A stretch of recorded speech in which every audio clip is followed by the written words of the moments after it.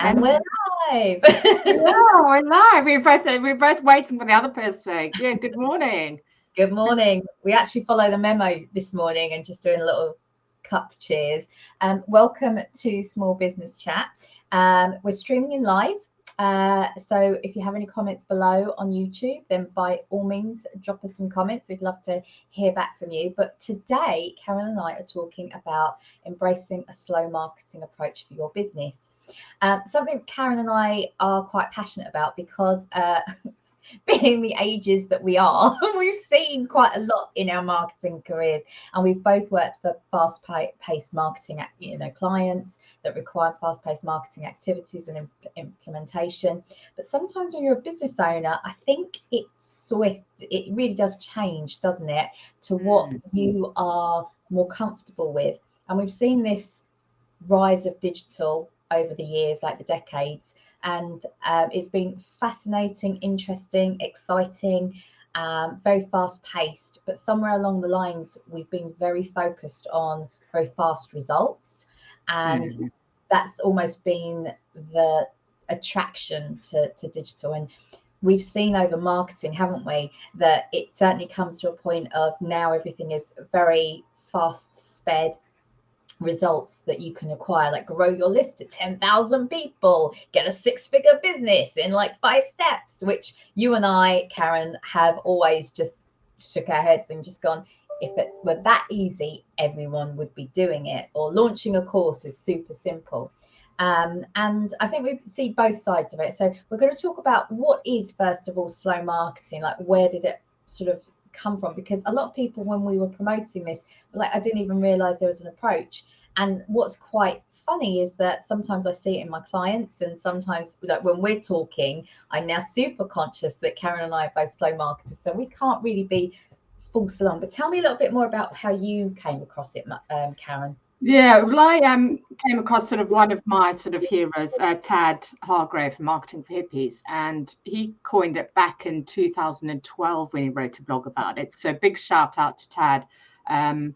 Whether he was the first person who came up with that, I don't know, because you mentioned you had seen something about it in 2015. But I think, the sort of whole, when I saw it, I thought, this really makes sense because, when you're doing that kind of fast, aggressive marketing, it feels really uncomfortable and it feels really pushy and it doesn't feel quite, just, oh, I don't know, something about it. And I think a lot of people think, oh, that's why they don't, we don't like marketing, and people are really kind of scared of selling and marketing because they do feel it's a bit pushy, and can be quite aggressive. So I think it, from that aspect, I think the slow marketing approach, is a lot easier.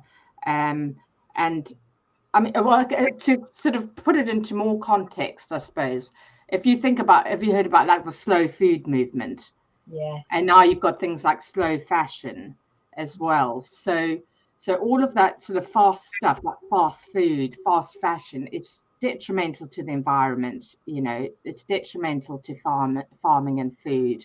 It's all about quick, instant results. It's not necessarily healthy. When you look at something like sort of the slow food movement, for example, it's about bringing people together. It's about that connection. It's about the community.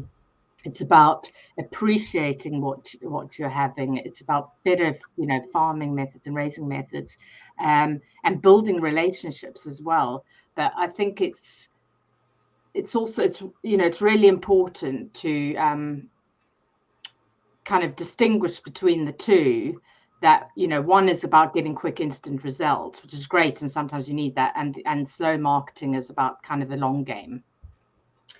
I think you make a really interesting point, because I'd never heard of the term, but it's the same what you say about slow food movement, slow fashion. It's almost like going back to basics, because I think the reason why I appreciate it is that this is in line with what I originally thought like PR was about. For me, it's about relationships and reputation, and you can't fast track that.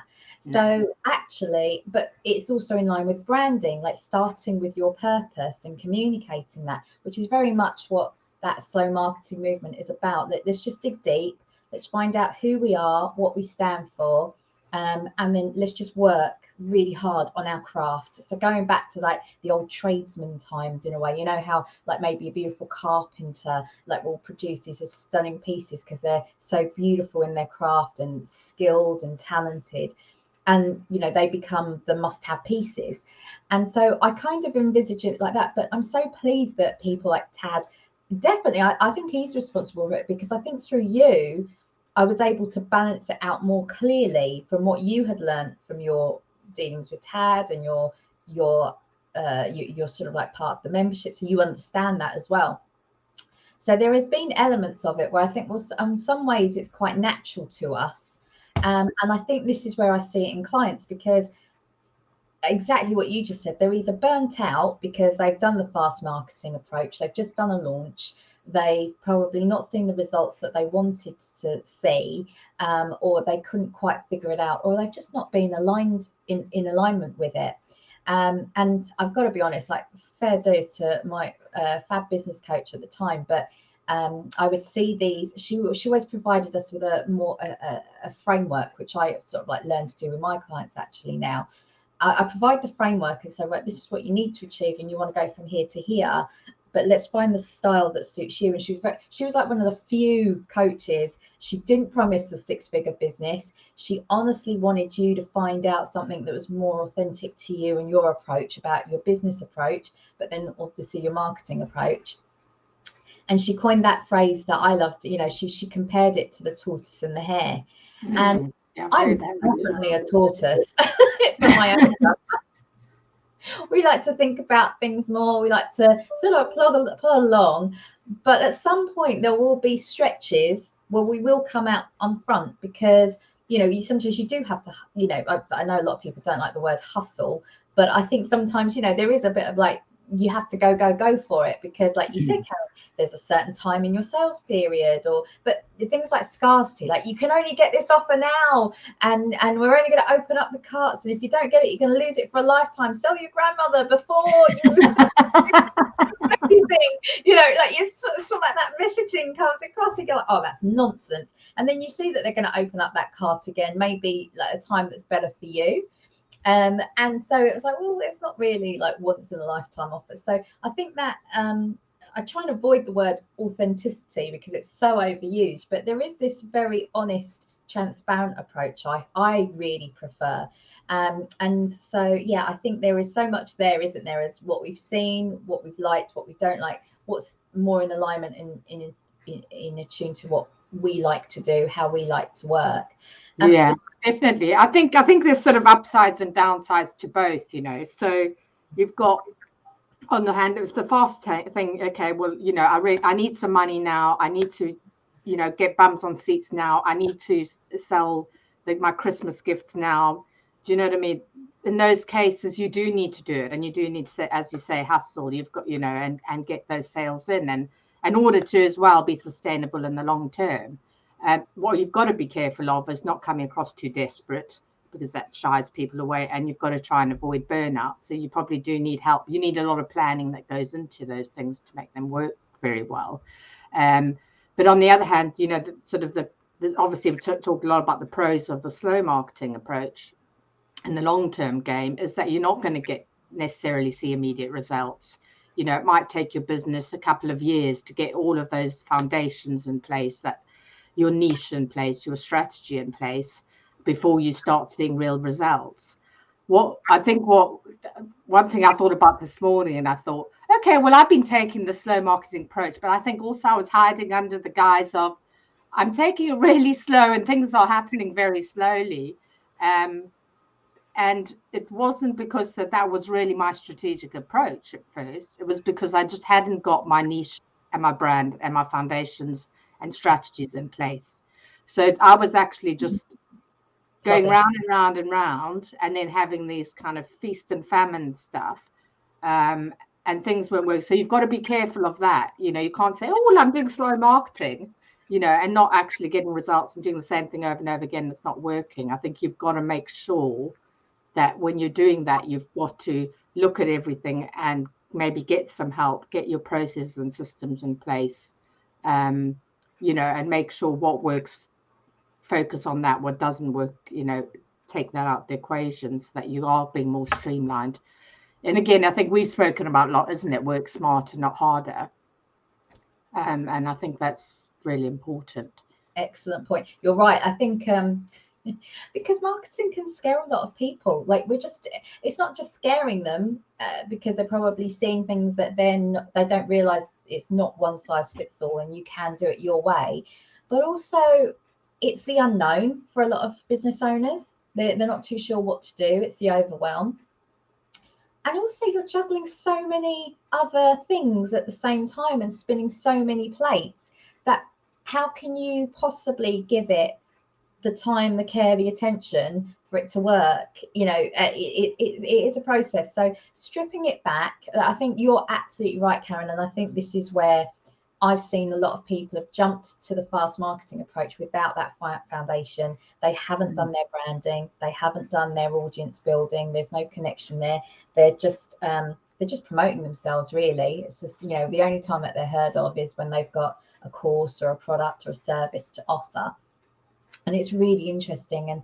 And I'm not saying, you know, it really depends on the networks and the hubs that you're in. So for me, when I strip it back down to a client, I'm finding out what they're comfortable with, because, you know, and I've learned really from some bad client experiences, you can see that excitement and then you see the overwhelm and then you see the retreat. So now what I tend to do is, you know, and this is a learning process because I do the same. I hide. When I was seeing some of these fast-paced income booster activities, I literally hid for my own business. So busy working on my other clients. I'm making excuses here. Working on my other clients, couldn't possibly do it for me right now. But I just wasn't comfortable with it, and I didn't really think that it was anything to do with me. And this was, you know, we all need to make those sales. Like, you have to in business, otherwise you just got a hobby, you haven't got a business, have you? So it's really important, I think, that stripping back, making sure that you've got those foundations in place. You have to do that yourselves. And that does take time to perfect a niche. I mean, when I think about your own journey, and I'm still there, I'm still not 100%. Like, I know it, I feel it. Like, sometimes when I'm saying it, it's like something's not quite right. But I just have seen how it's taken you a lot longer. You know, it's not been this past year, it's been several years before that, I feel. And now you've really come into your flow, really, definitely. Yeah, definitely. I mean, when I started out just in freelance, and then I set up a creative agency for 4 years with another business partner. And it was very sort of, you know, fast-paced, learning all about digital marketing, you know, when it was quite new then, and social media and, you know, doing everything. And it was just, it was sort of go, go, go, go, you know, at 100 miles an hour. And then when I set up my own, it was like kind of, okay, starting all over again, but, you know, doing it on my own now and doing it in my own way, and trying to take what I've learned and trying to work out what is it that I really want to do, and who do I want to work with, and what do I want to focus on. And again, I was offering, it was a bit sort of wishy-washy, didn't really do the proper branding and foundation and niching. And it wasn't until a couple of years into it. And sometimes you have to do that. Sometimes you have to leave it a couple of years and get into the field to work out kind of who you are, what you want to do, and who you want to work with. And then sort of going through that whole branding process. Shout out to Lynn Stainthorpe at Big Idea Brand Marketing. And then sort of really niching down and kind of finding the people that I really want to work with. That things have started to just really flow more, and that kind of feast and famine has stopped. So it's taken years. I mean, I've started freelancing in 2009.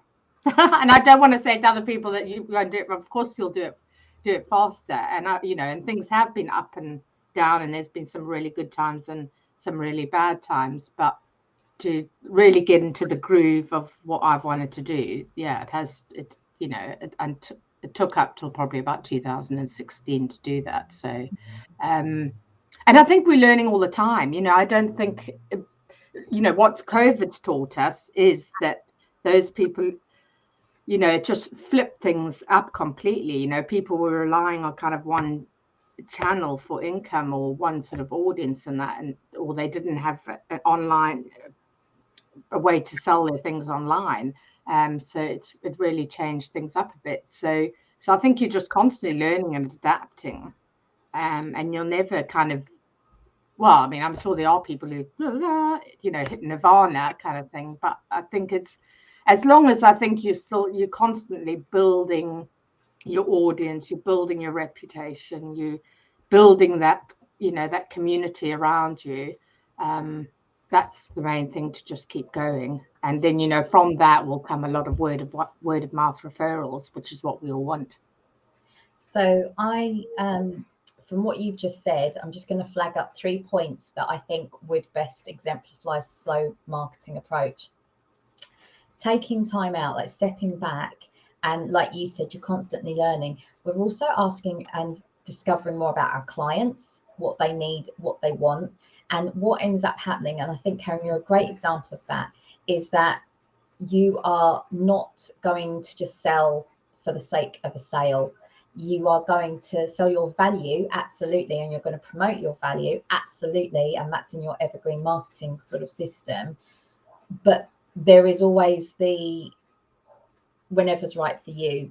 Like, if this isn't right for you, here's some resources. Like, because again, that's your evergreen content, and you keep them and you nurture them to help them get to the right place where they're going to need you again for something else, or they're going to then hire your services. So I think really understand. So as well as finding out what your skill set is, because I remember actually you've really honed in your services. That's the other thing that you've done during this time. You've really narrowed down from being everything. I remember all the things that you were doing to down to sort of social media training workshops and all sorts of stuff. Yeah, I've really narrowed that down now. Yeah, so once you've narrowed it down, I'm exactly the same. I've got 3 sectors in which I tend to sort of work with and I love. And that's where the passion and also the delivery comes into it, because you want that impact. It's not about making noise, it's about making that impact of the service that you're delivering as well. And that's where the word of mouth comes in. So ultimately, I think listening to your clients for sure. And I was also saying that for me, listening to you, Karen, what really comes out across with slow marketing is the networking and the hubs, because when you're trying to find your crew and your people, and you're really, what circles you want to be in, or who inspires you, and who lifts you up. So a lot of the time, people from a PR perspective, as I've said this before many times, they're going to go and look at, right, I need to be in this paper, I need to be showcased in some way. But actually, just by networking and understanding where your hubs and your connection lies, just even on the ground, like, again, community is a big thing. And that's where you're building the relationships, you're building the trust, you're building the know-how, you're building the word of mouth referrals. Working that is also a slow marketing tactic, isn't it? Definitely, because and it does take time, to build a reputation and hone your skills and perfect, not perfect your skills, because they would go in a whole different realm there.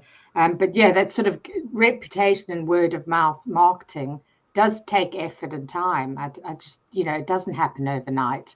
And I think one of the dangers of, looking at, sort of fast or aggressive marketing is that you haven't had time to build up that reputation, and what it is that you're offering people, and what can often happen, is people go, they're like, I mean, I've done it. I've bought things, you know what I mean? It's like, scarcity marketing, or it's sort of like quite manipulative, and it's, it's sort of, adrenaline and boosting, and you almost, you're like, I've got to buy now, and then the next day you go, oh my God, now I want a refund. So that's quite important as well. If you are doing that fast marketing approach, you've got to have done a lot of the slow marketing and building that reputation and the values, and what, that clients can get to know, like, and trust what you do. And so that when they're buying that product, you're not going to have all these refunds and stuff, because that's going to affect your reputation as well, isn't it? Also, I think your evergreen. So we've talked about sort of a few elements there about reputation, relationships, listening, value. Like, some people might be thinking, what is evergreen marketing? So I'm just going to step back a bit. Sorry for jumping around, but just to make it clear what evergreen is. So when you look at your brand and you look at your values, your purpose, your mission, there are certain content pillars that you can have, like things that are about you, things about your service, things about your FAQs, things about things in your industry that you really want to tackle or you want to make a difference with, things in the world that you might want to, it's much greater than that. So again, we've talked about this before, but there are certain content pillars that you can put into your evergreen marketing, that you're maybe using this as a live to talk about, maybe you're using this as a blog to talk about, and you're getting it out there, and you're using this as a program to launch or something like that. So it's really interesting to say what is evergreen marketing, and I think that's where your point comes in with the launches that does happen, and the successful launches that I've seen, is that I absolutely loved, there was a lady, she hit like the £1 million mark for her launch. But do you know what I loved about her is that she turned around and she said, yeah, but that took me 5 or 6 launches of people getting to know me, see me before I got there. She was really honest about it. And I was like, hats off to you. Hallelujah. Because you're actually saying, yes, it wasn't the first launch. It wasn't the 6th, it was the 6th. But she'd been building up an audience by that point, because they did get to know, like, and trust her. They're looking at her evergreen marketing, what she stands for during that time, and they're building it up. So just because she's got the doors open, I mean, I was laughing as you were saying that, and I literally put my hand up, because I've had that email going, right, we're closing the doors, or if you bought it, this is the special offer countdown. Yeah, all right, you could do a special offer. And yeah, on Boxing Day, I purchased the damn thing. And yeah, you're right. Have I used it 100%? No, I haven't. But I'm definitely, it does work in some elements, because from a human nature perspective, we almost do want something that's exclusive, and we do want to make sure that we're getting great value. So there are some certain elements that I think it does work to put it into. And so when you've done your marketing and your evergreen marketing, and that's constant and it's in the background, when it comes to something like launch, then perhaps you can put these tactics in of, like, because it's you, here's the special offer, but it is going away because I want to give something to you for supporting me throughout the year. It's a lot different to, you're never going to get this offer again. Sell grandma, like, quick. Yeah, exactly. I mean, one of the things quickly that Tad was talking about was, if someone's got an urgent problem that needs solving now, then that's a perfect case for a fast marketing approach. Right. Yeah. Again, which is what we've seen during the pandemic, I think. Yeah. We were able to switch it around. You need it right away. Here you go. Boom. But I think because the processes are in place, I've really noticed the struggle. Those that have the processes in place are able to move faster. Those that don't have the process in place, it's harder. It's a little bit more difficult to engage, because all of a sudden, who are you? Why are you talking to me? and so you're on the back foot. So I think that I'd love to say there is a case for both, but yeah. I would say that slow marketing's my jam. Yeah. And to me, it just feels a lot easier. And, like kind of this whole ethical marketing approach, which is gaining traction now. I think it's, for those that kind of find marketing like, oh, I hate it, and it feels uncomfortable and all of that, then the slow marketing approach is perfect. And I've found that with clients, is that they're like, oh God, I just don't know what I'm doing. It's like, okay, well, let's just start with your evergreen posts. Just once a week, what once a month, if we have to, like, if we really have to break it down, what can get you moving and going in a post? Like, what can we do? And how do we build it up from there? I've honestly seen difference in what they're doing. And it gets to the point that you start moving, you start doing this evergreen content, you're doing this in your networks are seeing it, the hubs that you have chosen, the word of mouth happens, the business comes, and then you can hire, you can outsource, you can sustain it even more. It's just that constantly doing the fast marketing approach has just not been sustainable for a lot of people, and I've seen a lot of people crash physically and mentally. And I realised, hang on a second, this is not going to be right for me either. Because personally, you might have physical issues where it's, I have to take a slow marketing approach, but this suits me perfectly because I know I've got one thing to do. And as long as I do that, that works. So, yeah, definitely. Perfect. joining the dots as well. I think definitely it goes back to what's the groundwork, what are the launches and the key sales period that we need to elevate up, but making sure that by doing both and a balance of both, you have joined the dots. Yeah, definitely. And that is, again, it's about sort of getting those systems and processes in place. So if you're doing something kind of over and over and over again, stop trying to reinvent the wheel every time you do it. And I know I've been guilty of it, but now, especially with doing these shows and my other shows on Tuesday, is getting that system and process in place so that it's really easy to just to get through it and not spend a lot of time. And I've had someone help me do it as well, so it's easy then to just pass on and get someone to do. So like you're saying, if you're getting your evergreen content in place, once you've got that going out, that's something you could, certain things you could pass on to someone else because you've got that system in place and that process and the kind of format and template, if you like. And you can then go on. It's not just about a big launch or a big course that you've got to create. It could be products that you're selling. Like I'm looking at what sort of digital projects that I can now create, because now I'm in a nice state of flow here. And I know, right, I need to do this, a certain task on one day, a certain task on another. And it's become habit, which I have never been used to, because clients have always dictated, sort of like what my time is. Now I block that time out. It's it's non-negotiable. And so it's getting done. No one's missed a newsletter yet.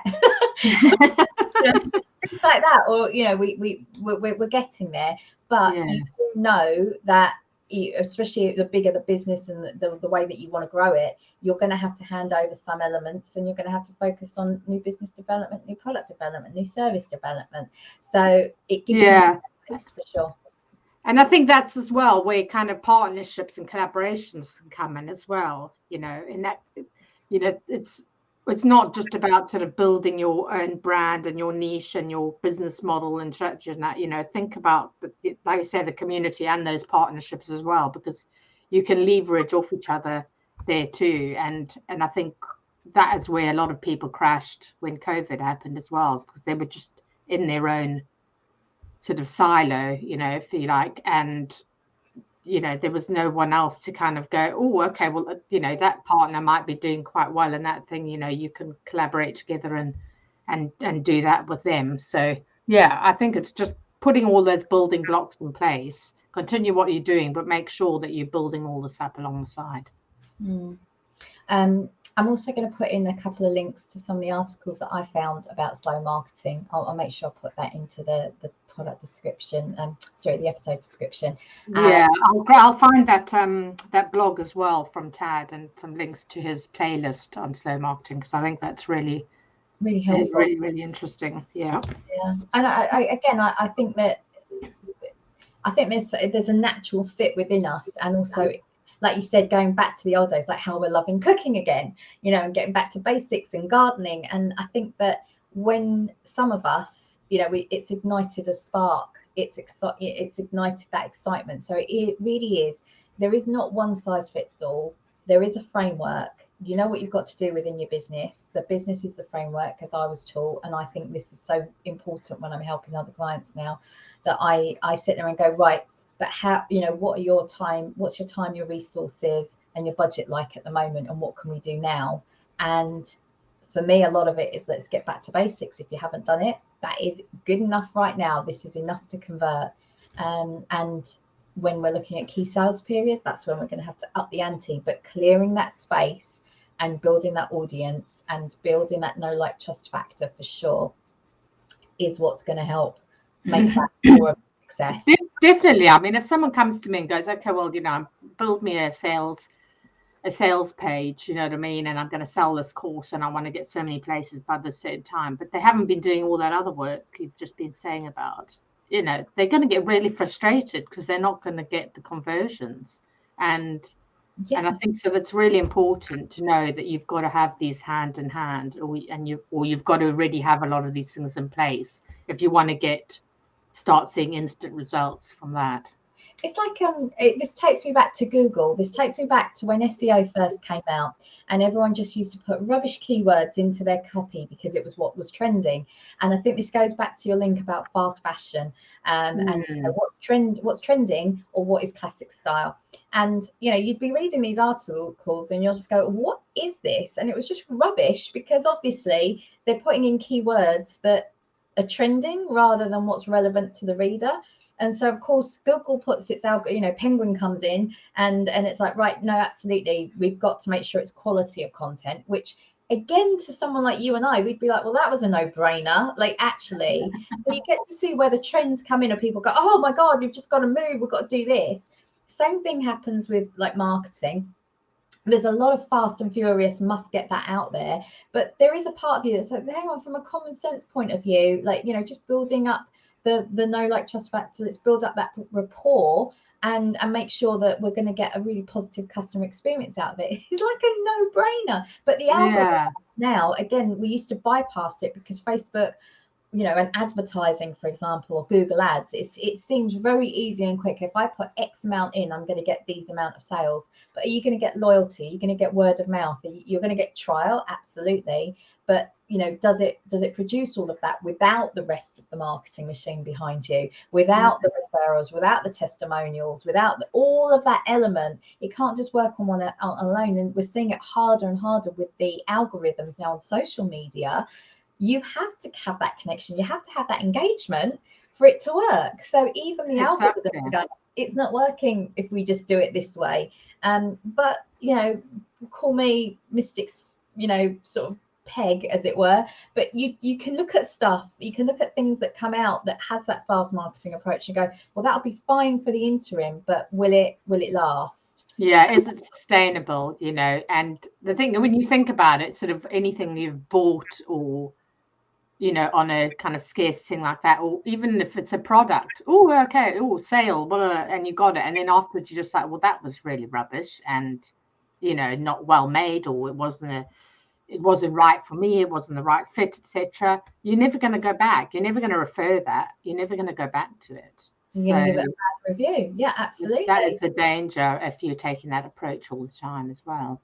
Yeah, and it's a constant hamster wheel. You're always going to be your next marketing. Again, this is where I called it marketing burnout. We were talking about burnout beforehand, and it's almost marketing burnout because you've got to think about the next thing, and you've got to, you're only as good as your last campaign, which again is, for the bigger brands, it's like, like every John Lewis ad that came out, they literally had to be perfect, otherwise, and God forbid it wasn't, because then everyone would be talking about it on Twitter, because obviously that's where everyone has to that's where the foundation of knowledge is. But you see my point, you sit there and think, right, okay, well, there's a lot of judgment there. So again, I think the nice balance between the two. Hopefully that's helped you understand how do I look at it, and if you have any questions, please ask. Hopefully point you in the right direction with some of the resources we'll put in the chat as well. Okay. Definitely. And if you watch on YouTube, subscribe below and hit the notifications button so you can get notified when we go live every Wednesday. Thank you guys for joining us. We'll see you next week. And thank you, Karen, again. I think we deserve that cuppa. Take care. We're going to take it slow today. Goodbye.